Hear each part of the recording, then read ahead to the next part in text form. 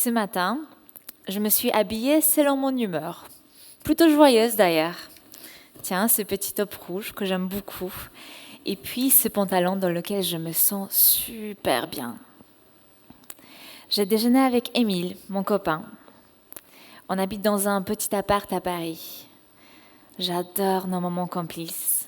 Échanger autour de sujets d'actu, créer des projets ensemble et surtout savourer ce plaisir de s'être choisi pour partager un bout de vie.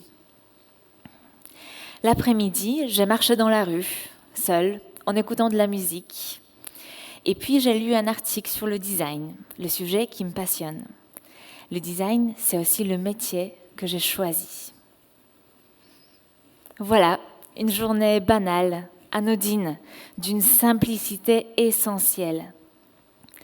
Sauf que mon essentiel, sauf que notre essentiel, c'est un rêve fou pour mes cousines afghanes. Je vais vous parler de ma cousine Zahar. Zahar et moi avons le même âge. Sa penderie, je ne l'ai jamais vue, mais je doute que ce soit une abondance de choix qui la caractérise. Est-ce qu'elle a un petit top rouge, elle aussi? À 13 ans, elle a été mariée de force. Quelle petite fille souhaite être avec un homme de 25 ans son aîné? Je doute de leur complicité. Je redoute ce qu'elle doit endurer, comment son corps et son âme sont quotidiennement violentés. On peut parler ici de l'esclavagisme sexuel. Zahar, la musique, elle n'en écoute plus. Marcher seule dans la rue, un acte suicidaire. Quant à sa vie professionnelle, à 13 ans, elle a quitté l'école pour plus jamais y revenir. Aujourd'hui, elle survit enfermée, sans promenade, sans sentir le soleil sur ses joues, la pluie dans ses cheveux, sans expression libre possible, sans pouvoir devenir qui elle voudrait être. Je me souviens de ce jour-là.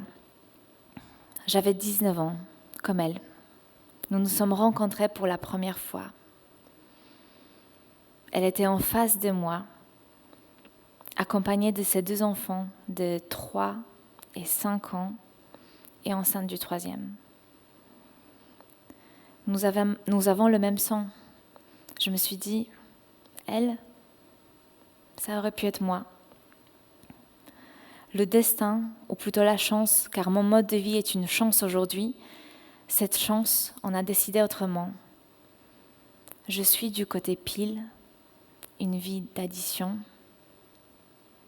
Elle est du côté face cachée, une vie de soustraction.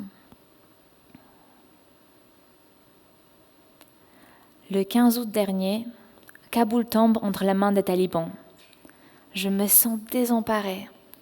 Zahar, Kaboul, Afghanistan, la condition des femmes occupe toutes mes pensées.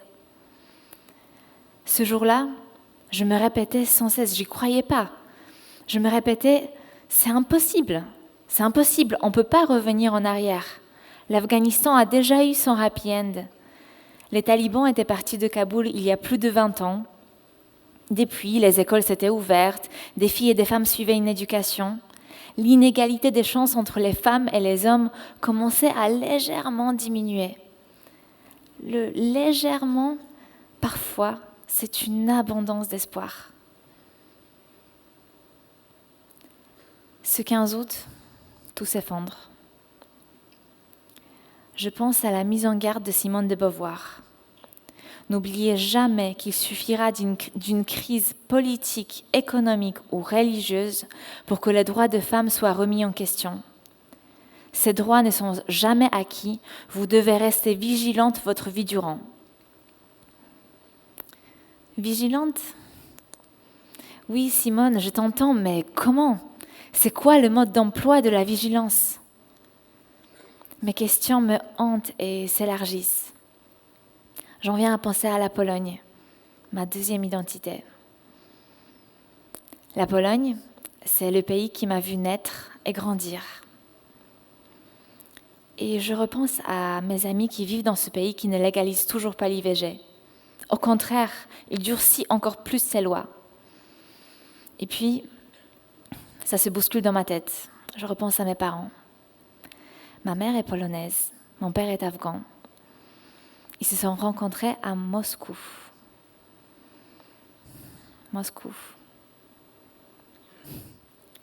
Je ne suis pas une experte en géopolitique. Je ne pourrais donc pas vous donner d'opinion d'expert, mais forcément, l'actualité en Ukraine me touche énormément. En Pologne, on est nombreux à connaître des Ukrainiennes et des Ukrainiens. Et je suis tellement fière de voir mon pays aider, de voir à quel point il est soudé, de voir sa générosité. Et pour autant, cette belle Pologne, à la frontière avec la Biélorussie, renvoie des familles de réfugiés syriens et afghans, des hommes, des femmes, des enfants, mourant de faim, de froid, de fatigue, dans l'indifférence totale. Oui, Simone, je suis vigilante, mais tous ces problèmes me semblent hors de portée. J'essaye de trouver une ambition à la hauteur de ces chaos. Qui suis-je dans ce tourbillon d'injustice et de discrimination ? Je suis la chanceuse, celle qui est du côté pile. Celle qui est arrivée en France il y a 9 ans, sans bateau, sans passeur. Celle qui peut avorter, celle qui peut se déplacer, celle qui peut s'exprimer. Comment moi, Malia, depuis mon appartement parisien, je peux faire une différence ? Comment me battre contre les talibans ? Comment autoriser l'avortement en Pologne ? Comment offrir une éducation à des filles et des femmes qui n'y ont plus accès ? Comment aider les enfants à la frontière ? Comment agir dans cette complexité ? Aujourd'hui, je me sens française, je me sens libre, je me sens proche des Simone. Je ne peux plus être de celles qui subissent un flot de pensées et de questionnements alors que j'ai tant de liberté d'action. Pour convoquer l'énergie de l'action, je reviens à la source de mon éducation, la force de Babounia, ma grand-mère. Je suis la descendante de celle qui a toujours prôné la liberté dans sa vie. Dans la Pologne communiste, elle a eu le courage de divorcer, de progresser socialement. Elle est devenue maire de son village. Elle a affronté des regards réprobateurs, de la discrimination, des coups bas, mais elle a continué son action. Oui, il y a de cette force en moi, je la sens. Et puis, dans ma lignée, il y a ma mère, Ivona. À 23 ans, elle a créé son entreprise en élevant toute seule ses 2 enfants. Femme courageuse, ambitieuse, déterminée. Oui, il y a de cette force en moi, je la sens. Je ressens la puissance de toutes mes amies polonaises qui descendent massivement dans les rues pour protester contre l'interdiction de l'IVG. Oui, il y a de cette force en moi, je la sens. Et puis, quand je ferme les yeux, que je respire profondément,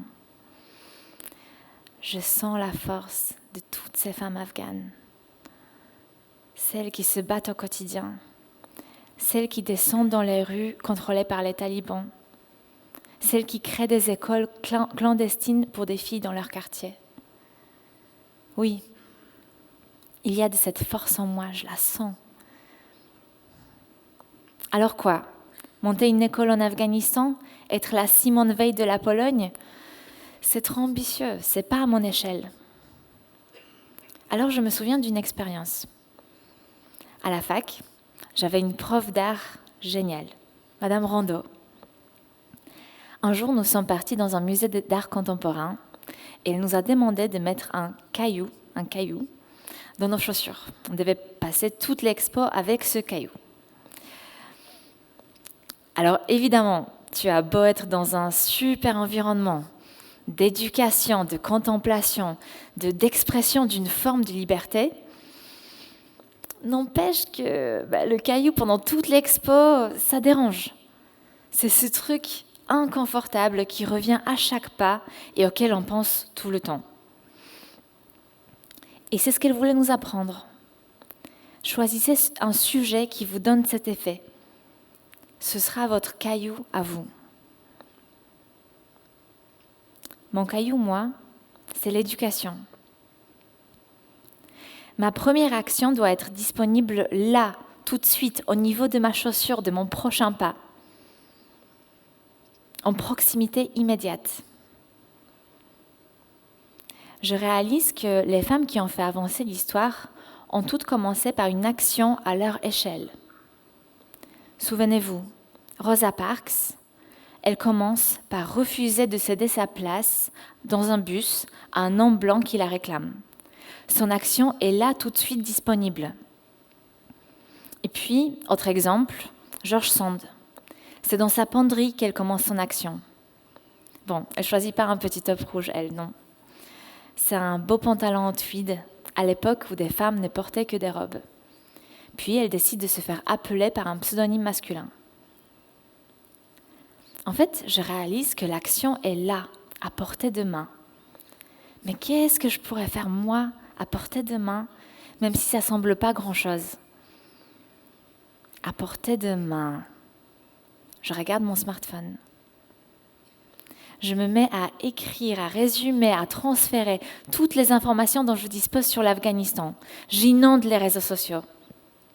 Je n'ai pas l'impression de changer le monde. Et pourtant, le résultat dépasse mes espoirs. Des gens que je ne connaissais même pas parlent de la cause des Afghanes et se partagent mes écrits. Je réussis à créer un débat.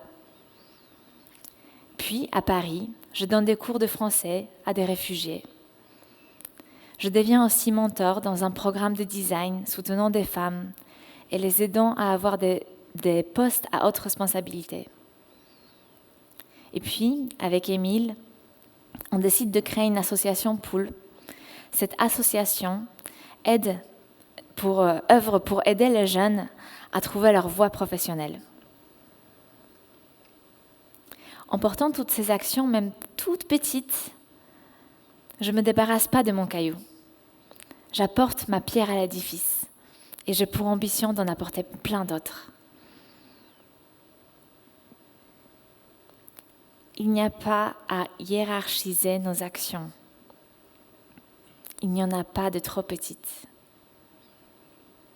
N'importe quelle action aujourd'hui pourrait être un déclic qui fera bouger les lignes et qui finira par changer, même indirectement, la condition de Zahar et des millions de femmes.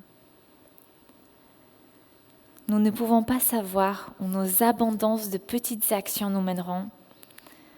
L'essentiel est de les mener ici et maintenant. Merci.